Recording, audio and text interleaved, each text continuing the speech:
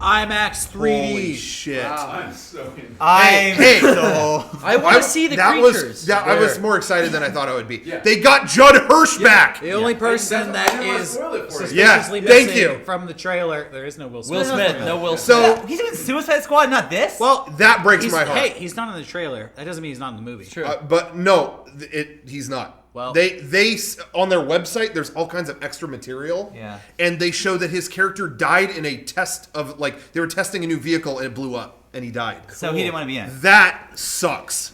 But I'm willing to give it a shot. What I realized, I am a huge fan of what like affects me is when movies get a sequel, not after a couple of years. Like anybody could do that, and people are doing that over and over and over.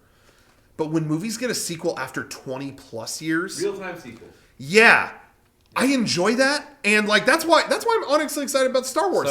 This new one is, the prequel's okay, whatever, but this is a follow up to Return of the Jedi. And it's the same amount of time since the movie came out Exactly. that it's now. And that's what really affected me big time emotionally with Tron. Tron was at that point the longest it had been between sequels ever. And I think something beat that recently, but it was 28 years. Wow. Yeah. And I don't know, there was something affecting about going into this computer world and, there's this guy. It's been 28 years and we haven't seen Jeff Bridges' character and he's just there. You know what I mean? It adds to the emotional layer of it where it's like, oh, wow, this world is still just here. It's been 30 years and it's just here.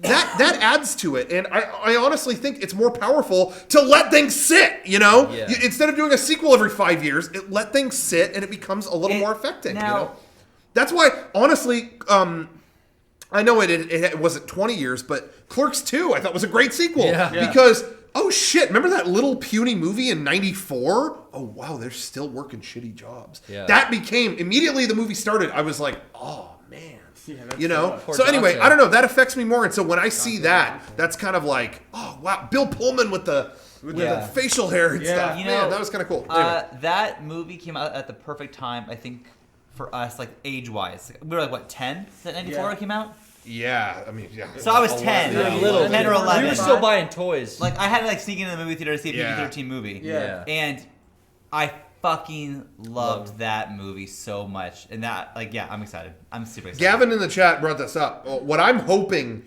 in the new one is they take a page from Jurassic World and everyone's sick of aliens.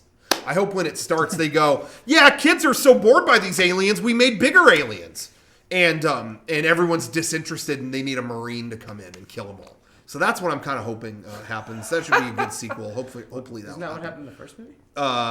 Well. Now, this is my next subject. What I was going to say is, with Independence Day, what I hope they get right in the second one, that they did beautifully in the first one. First one, it's cheesy, it's a blockbuster kind of thing, but what they nailed, that movies just aren't doing right now, is that it brought together different walks of life. Yeah. It wasn't the strongest guys get together and kill. It was... All the jet fighters from all over. Will Smith was kind of a badass. Yeah. He was. Okay.